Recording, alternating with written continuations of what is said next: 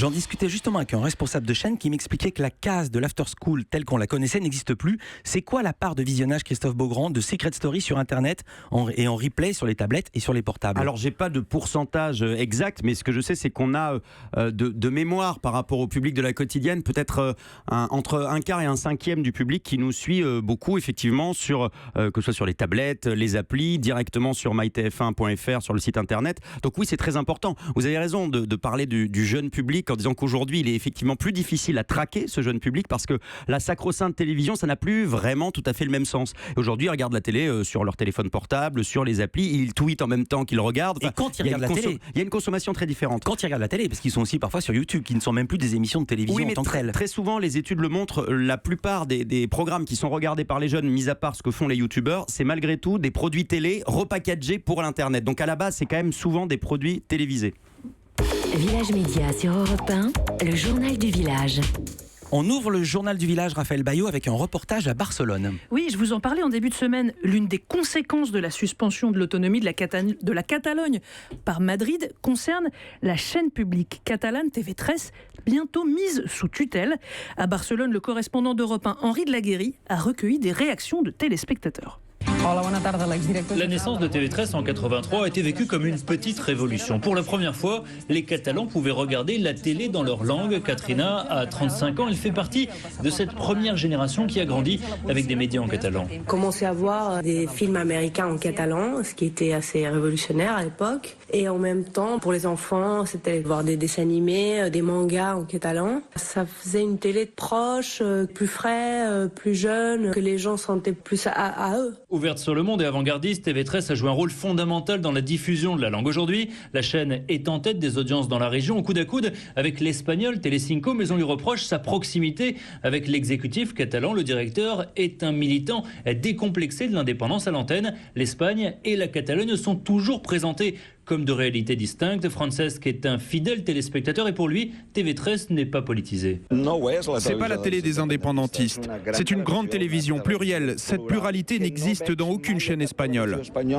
Et si TV3 est reprise en main par le gouvernement central, les 2200 salariés de la chaîne ont déjà annoncé qu'ils ne reconnaîtraient pas la nouvelle direction nommée par Madrid. À Barcelone, Henri de Laguérie, Europe 1. Et pendant que la télé publique catalane est en ébullition, la télé publique française ressort en programme du placard. Oui, une info de nos confrères du Parisien ce matin, le retour de la carte au trésor, si, ce sera sur France 3, tournage au printemps prochain. Il faut du soleil pour que ce soit bien cette émission. Et diffusion avant l'été. Et qui sera aux commandes de l'émission, Philippe, à votre avis ? Je sais pas, celui qui est tout le temps aux commandes de toutes les nouvelles émissions désormais sur France 3. Mais je le sais parce que je l'ai lu. Vous l'avez lu sur ma feuille, mais vous trichez à mort en fait. Oui, mais j'avoue que je triche, donc c'est plus de la triche. Il travaille, c'est pour ça. Ouais. Cyril Ferraud, donc, qui présente le jeu Slam. Voilà, il est partout. Et puis on termine avec une nouvelle qui nous a tous peinés ici dans le Village Média. Oui, la nouvelle de la disparition de Philippe Vecchi, l'ancien présentateur de Nulle part ailleurs, que vous avez connu aux côtés d'Alexandre Devoise, est mort à l'âge de 53 ans. De nombreuses personnalités de la télé ont réagi hier. L'un des plus brillants journalistes, dit Michel Denisot. Adieu Philippe, tellement brillant et doux avec toute mon affection et mon estime, écrit Pierre Lescure, l'ancien patron de Canal+. Et puis en dehors de la télé, je voulais dire que c'était un type qui avait un talent absolument fou. Il avait une plume, il écrivait comme personne, notamment dans Libération il y a longtemps, dans les années 80. Je me souviens, on pense ce matin à sa famille et à ses proches. Merci beaucoup Raphaël Baillot. Je me tourne vers vous, Christophe Beaugrand. Vous êtes le présentateur de la saison 11 de Secret Story sur NT1. C'est pas vous qui avez fait toutes les saisons. Non, j'ai fait les 3 dernières. Là, du lundi 8, au vendredi. 9, 10, 11, pardon. Du lundi au vendredi, en direct, en public, 18h20 pour la quotidienne. Il y a le débrief tous les jeudis en direct et en public. Ce soir, c'est l'hebdo à 20h55.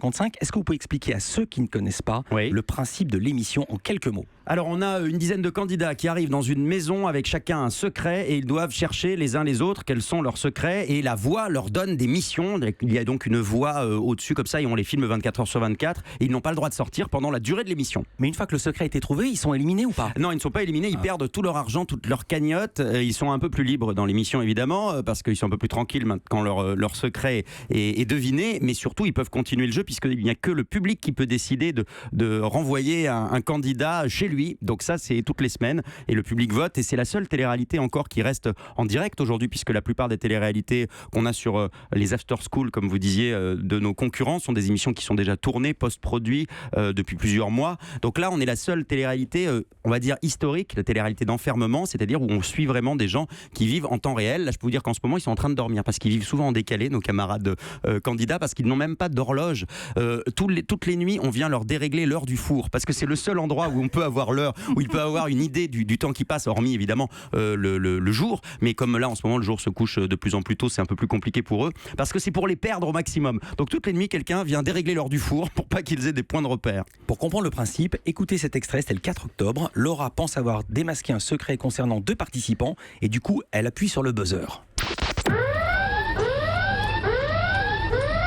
Pourquoi as-tu déclenché l'alarme des secrets ? J'ai déclenché l'alarme des secrets parce que je pense avoir trouvé le secret de Noré et de Camilla. Quel est-il d'après toi ? Je pense que Noré et Camilla seraient mariés.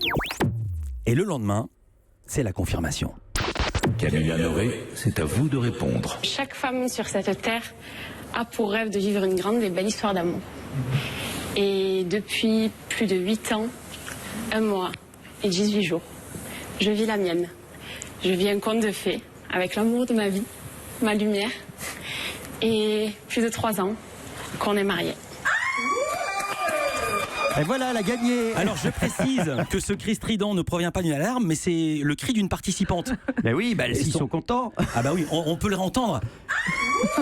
C'est vrai, on pourrait penser qu'il y a un incendie, mais non, c'est une jeune fille qui est très heureuse. Et juste un mot, Raphaël Baillot me le faisait remarquer, vous êtes quand même pas foulé pour ce secret. Ça fait la 3e fois qu'il y a un couple marié. Non, c'est alors pas un truc de couple marié, que ce soit leur secret, c'est la 2e fois. Il y avait la toute première émission, on avait Xavier et Tatiana. On a souvent des couples, c'est vrai, parce que c'est un bon ressort de dramaturgie dans l'émission, c'est-à-dire qu'ils ont fait comme s'ils ne se connaissaient pas, comme s'ils étaient 2 candidats séparés, et ils ont dû pendant, là en l'occurrence, ça a j'ai tenu bien compris, 7 semaines. Je suis pas idiot. Ce que je veux dire par là, c'est que cette recette-là a déjà été utilisée. C'est une recette qui fonctionne bien, mais il n'y a pas que ça. Il y a aussi tout un tas d'autres secrets. On avait par exemple le garde du corps du président de la République pendant sa campagne, Macao, exactement.